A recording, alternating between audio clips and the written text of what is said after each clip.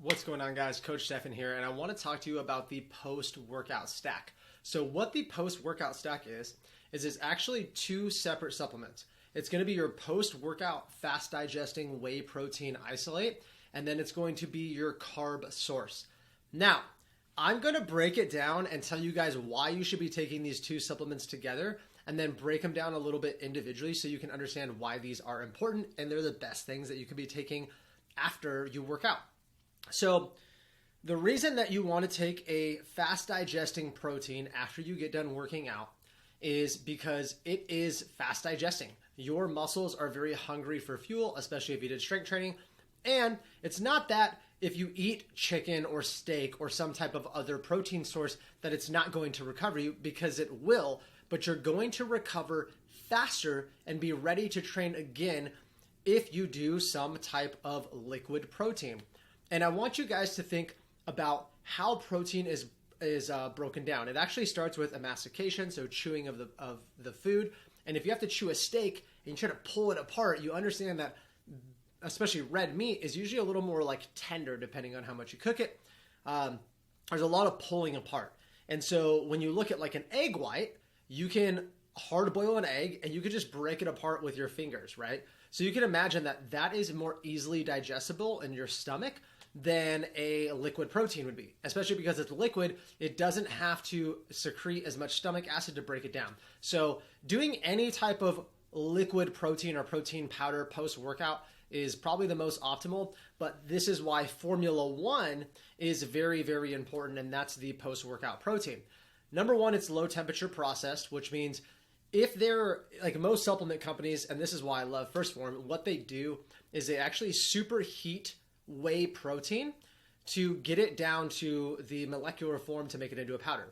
And if you guys don't know, whey, like W-H-E-Y, is actually a byproduct of cheese.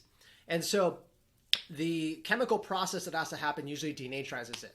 What denaturization is when you overcook a protein, or if you look at an egg yolk and we cook it, it is liquid and now it's a solid. And you can't take it from a cooked egg and make it back into a liquid, right? Because the molecular structure changes. And why I'm telling you all this science stuff is because most protein powder you guys are going to buy from GNC, Costco, Walmart, wherever you buy it from, Amazon, a lot of that is not low temperature processed. Unless it specifically says it on there, it's not. And it's going to be less bioavailable for your body, which means you'll actually absorb less. Like the ingredients might say, hey, it's 30 grams of protein, but in all reality, you are absorbing less of that protein, whether you know it or not, because it is denaturized and your body can't take that RNA or that DNA and actually convert it into its own protein as efficient. Doesn't mean it's complete waste, but all of Phorm's protein is low temperature processed, which is why I use it. I just think it's a higher quality. Now, a protein alone post-workout is not going to do you any good. Why? Because there's two things that usually happen when you do any type of strength training or even cardio. You have muscular breakdown, which is the only reason we're doing resistance training in the first place, right? If I'm doing curls, I'm creating what's called mechanical tension in the muscles. The muscle fibers actually pull on each other and they have little micro tears. Don't worry, it's not like you tore your muscle, but they are little tears, which is part of the reason you get really sore post-workout from delayed onset muscle soreness. So the protein is going to help recover that. The protein alone, though, isn't enough because you also do something called depleting your glycogen storage. So when you eat carbohydrates, you convert them into two things: glucose, which is your blood sugar, and it's stored as glycogen, which is stored glucose inside the muscles. Well, you deplete both of those things. That's why if you've ever not eaten carbs for a long time or done a workout and then you didn't eat for like an hour after, you started kind of lightheaded because your blood sugar's dropping. And so you need to repair and restore, or repair your muscles and restore your glycogen and glucose levels, or else the transport of the protein won't be as effective. And this is why. Post-workout, after you're done lifting, your body doesn't really care how you look. Its primary source isn't to recover. And the reason is we just introduced all this stress. Well, the stress is very unknown. Our body doesn't really know what just happened. Right? If you did 60 minutes super intense in the gym, for all it knows, you could have been running from a bear. So do you think its primary objective after running from a bear or getting a lot of stress is to try to recover. No, it needs to refuel just in case you had to run from that bear again. I know that sounds a little bit crazy, but that is how our bodies are made, and it's pretty amazing. So what it will do if you have protein alone, and this is depending on how much carb storage you had before, but for most people, if they just do protein post-workout, and I see this mistake all the time, your body may go through a process called gluconeogenesis. And what that is, it actually robs from the protein to convert it to carbohydrates. Why? Because like I said, your body's not super worried about the fact that you're trying to recover. It just needs to be fuel. Then once you're out of danger and you've gone to the relaxation state, your body can actually do more repairing process. But you need both carbohydrates and you need protein, preferably a fast digesting.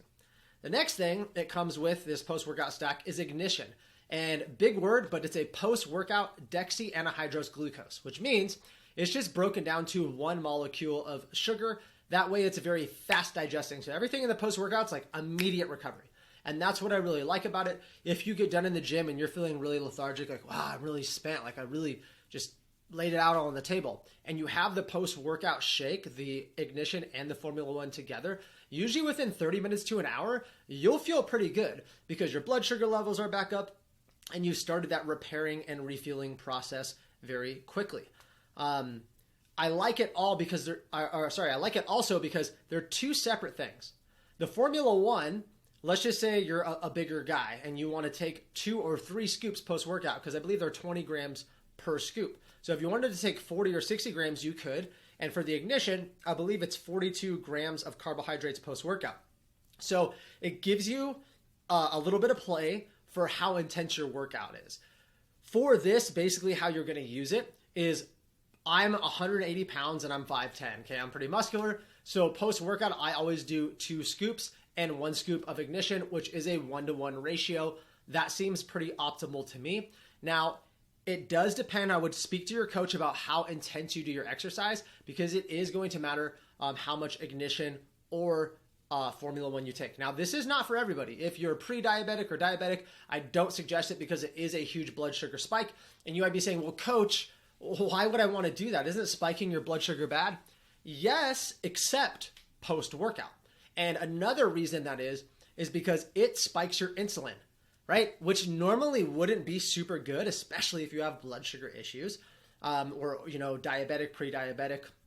But the reason that it's really important, especially for building lean muscle tissue, is because insulin is a very anabolic hormone. And what that means, anabolic, is basically growth. So building muscle and burning fat. So when you hear the word anabolic, I want you to think building muscle and burning fat. So it's very important to get that big blood sugar spike. In fact, the most professional bodybuilders and the people with the best physiques in the world know this. And that's why you might see maybe on social media or the internet, people eating like gummy bears or Sour Patch Kids post-workout. They're trying to have that same effect, that big blood sugar spike. But with that, you're getting a lot of like the harsh chemicals and the other stuff that's completely unnecessary. The last reason that I really like this is you never have to ask what I'm doing post-workout again. A lot of people, when they get done working out, they're like, I don't really know what to eat, or they eat something different every single time. This is great because most people are under eating, whether they're trying to gain muscle or burn fat, believe it or not.